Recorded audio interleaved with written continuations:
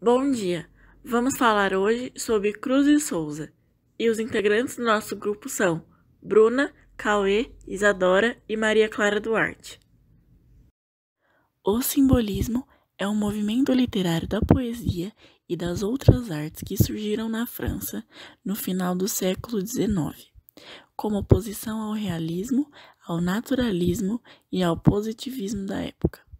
Movido pelos ideais românticos, estendendo suas raízes à literatura, aos palcos teatrais e às artes plásticas. Os principais escritores simbolistas são Cruz e Souza, Afonso de Guimarães e Charles Baudelaire. Cruz e Souza, poeta negro catarinense, está registrado na história da literatura brasileira como o mais importante poeta do simbolismo. Filho de pais negros escravizados, foi apadrinhado ainda criança pelo senhor de escravos, recebendo como afilhado uma educação formal erudita, o que lhe possibilitou acesso ao melhor da literatura de sua época. Apesar de ser um intelectual à altura de qualquer outro, sua condição de homem negro impôs-lhe o preconceito racial ao longo de sua vida. Atento à realidade que o circundava, tornou-se um atuante abolicionista, autor de poemas e textos em prosa contrários à escravidão. Afonso de Guimarães, pseudônimo de Afonso Henrique da Costa Guimarães, foi um escritor brasileiro. A poesia de Afonso de Guimarães é marcadamente mística e envolvida com religiosidade católica. Charles Baudelaire foi um dos mais influentes poetas franceses do século XIX. Foi considerado um dos precursores do simbolismo. Inaugurou a modernidade da poesia, que só foi reconhecida depois de sua morte. Dentre as obras mais destacadas de Cruz e Souza estão Missal, de 1893, Broquéis, de 1893, Tropos e Fantasias, de 1885, Evocações, de 1898, Faróis, de 1900 e Últimos Sonetos, de 1905. Velhas tristezas. Diluências de luz, velhas tristezas, das almas que morreram para a luta. Sois as sombras amadas de belezas, hoje mais frias do que a pedra bruta. Murmúrios incógnitos da gruta, onde o mar canta os salmos e as rudezas, de obscuras religiões, voz impoluta, de todas as titânicas grandezas. Passai, lembrando as sensações antigas, paixões que já foram dóceis amigas. Na luz de eternos sois glorificadas, alegrias de há tempos, e hoje e agora, velhas tristezas que se vão embora, no poente da saudade amortalhadas. Considerando o aspecto formal, este poema é um soneto com rimas alternadas. Quanto ao aspecto estilístico, desde o título já corre uma postura subjetiva, revelando um desejo supremo, em que o adjetivo não tem uma definição rigorosa. Outro elemento importante em todo o soneto é o misticismo, que se apresenta numa intensidade quase dominante na maior parte do poema. No verso, onde o mar canta os salmos e as rudezas, a palavra mar ganha um significado transcendente, com maior expressividade ao ser escrita com letras maiúsculas alegorizantes, que é um recurso simbólico muito utilizado pelos simbolistas para personificar coisas e objetos. O vocabulário foi cuidadosamente trabalhado através de palavras e expressões que acentuam a sugestão místicas. Almas, sombras, religiões, amarradas, eternos.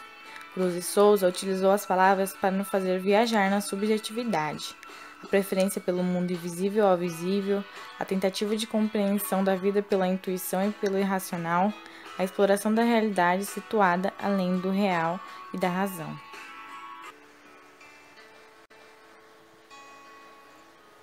Ironia de lágrimas. Junto da morte é que floresce a vida. Andamos rindo junto à sepultura.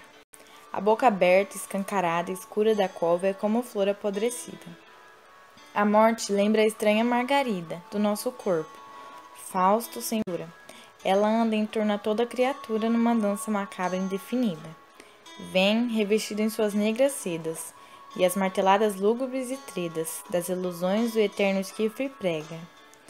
E adeus caminhos vãos, mundos risonhos, lá vem a loba que devora os sonhos, faminta, absconsa, empoderada, cega. O poema possui em sua forma soneto. A morte expressa ironia, apresentando a dor do existir. Há subjetividade. A morte lembra a estranha Margarida, possuindo também formas místicas. Ela anda em torno a toda criatura, numa dança macabra indefinida. Possui características do romantismo e simbolismo, como a repetição de consoantes e palavras. Há também metáforas. Lá vem a loba que devora os sonhos, usando uma linguagem complexa, provocando no leitor o uso da mente. A morte. Oh, que doce tristeza e que ternura, no olhar ansioso, aflito dos que morrem. De que âncoras profundas se socorrem os que penetram nessa noite escura. Da vida aos frios véus da sepultura, vagos momentos trêmulos decorrem. As lágrimas escorrem, como faróis da humana desventura. Descem então aos golfos congelados os que na terra vagam suspirando, com os velhos corações tantalizados. Tudo negro e sinistro vai rolando, barato abaixo, aos ecos soluçados, do vendaval da morte ondeando, uivando. As suas obras, inerentes ao simbolismo, apresentam grandes relações com os aspectos místicos, espirituais, intuitivos, tratando por isso da morte e da questão que retrata a fuga da realidade. Assim, em A Morte, podemos observar evidente retratação do eu lírico sobre o autor do ato de morrer. Frio, citando a aflição e a visão da escuridão que a partida representa. Ninguém sentiu o teu espasmo obscuro, ó ser humilde entre os humildes seres, embriagado, tonto de prazeres, o mundo para ti foi negro e duro, atravessaste no silêncio escuro a vida presa a trágicos deveres, e chegaste ao saber de altos saberes, tornando-te mais simples e mais puro. Ninguém te viu sofrimento inquieto, magoado, culto e aterrador, secreto. Que o coração te apunhalou no mundo, mas eu que sempre te segui os passos, sei que a cruz infernal prendeu-te os braços, e o teu suspiro como foi profundo. Com uma obra dessa e expressiva, o simbolismo brasileiro, Cruz e Souza transpôs para o seu lirismo uma sensibilidade e conflito com a realidade vivenciada. No soneto, a percepção traduz em A. Sofrimento tático diante os limites impostos pela discriminação. B. Tendência latente e o vício como resposta ao isolamento social. C. Extenuação condicionada a uma rotina de tarefas degradantes. D. Frustração amorosa canalizada para as atividades intelectuais. E. Vocação religiosa manifesta a aproximação com a fé cristã. A resposta é letra A. A questão exige que o leitor faça uma série de interferências. A primeira delas é decorrente do fato de o estudante saber que o poeta Cruz de Souza era negro e reconhecer no texto as referências à sua cor. É importante atentar para a escolha lexical ao longo de todo o poema. Mundo foi negro, silêncio escuro, vida obscura. O candidato também deve se lembrar que uma das principais características do simbolismo é a subjetividade, por meio do qual informações são apenas sugeridas. Poema Cárcere das Almas. A toda a alma num cárcere anda presa, soluçando nas trevas, entre as grades do calabouço, olhando imensidades, mares, estrelas, tardes, natureza.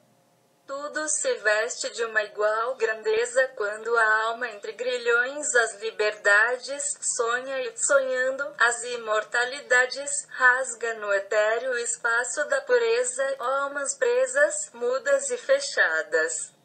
Nas prisões colossais e abandonadas da dor no calabouço, atroz funéreo, nesses silêncios solitários, graves que chaveiro do céu possui as chaves para abrir-vos as portas do mistério? Os elementos formais e temáticos relacionados com o contexto cultural do simbolismo encontrados no poema Cárceres da Alma, de Cruz e Souza são: letra A, opção pela abordagem em linguagem simples e direta de temas filosóficos. Letra B, a prevalência do lirismo amoroso e intimista em relação à temática nacionalista. C, o refinamento estético da forma poética e o tratamento metafísico de temas universais. Letra D, a evidente preocupação do eu lírico com a realidade social expressa em imagens poéticas inovadoras. Letra E, a liberdade formal da estrutura poética que dispensa a rima e a métrica tradicionais em favor de temas do cotidiano. A resposta é a letra C. O estilo poético demonstra refinamento, em uma vez que o soneto é uma forma de prestígio na literatura clássica. Além disso, o sofrimento dos seres humanos é um tema universal que foi abordado de forma abstrata e metafísica no poema de Cruz e Souza. Há plangentes violões dormentes, mornos, soluços ao luar, choros ao vento, tristes perfis, os mais vagos contornos, bocas murmurejantes de lamento, sutis palpitações à luz da lua. Anseio dos momentos mais saudosos quando lá choram na deserta rua as cordas vivas dos violões chorosos quando sons dos violões vão soluçando quando sons dos violões nas cordas gemem e vão dilacerando e deliciando, rasgando as almas que nas sombras tremem, vozes veladas, veludosas vozes, volúpias dos violões, vozes veladas, vagam nos velhos vórtices velozes dos ventos. Vivas, vãs, vulcanizadas. As estrofes anteriores, claramente representativas, não representam. Assinale a alternativa que completa corretamente as duas lacunas anteriores. A. Romantismo, sinestesia. B. Simbolismo, aliterações e assonância. C. Romantismo, musicalidade. D. Parnasianismo, metáfora e metonímias. E. Simbolismo, versos brancos e livres. Alternativa E é a certa. João Cruz e Souza, que transparece a melancolia e a revolta com os versos magicamente ricos e sonoros. Foi o primeiro do simbolismo no Brasil. Esse movimento cultiva as formas fixas em um poema, principalmente que o soneto. Portanto, os versos livres não são características que encontraremos facilmente em obras simbolistas. Sobre o simbolismo, é incorreto afirmar que a. Na França, o poeta francês Arthur Rimbaud é considerado precursor do simbolismo por ter publicado As Flores do Mal. B. Abundância de metáforas e figuras sonoras. C. As obras buscam sugerir os objetos como símbolos, como ao usar a cruz para falar de sofrimento. D. 3 das temáticas mais comuns do simbolismo são sonho, mistério e morte. E, no Brasil, 3 grandes poetas destacam-se dentro de um movimento simbolista: Augusto dos Anjos, Cruz e Souza e Afonso de Guimarães. A resposta é letra A. O autor considerado precursor desse movimento na França foi o poeta Charles Baudelaire, com obras As Flores do Mal, em 1857, mas apenas em 1881 que o movimento foi rotulado.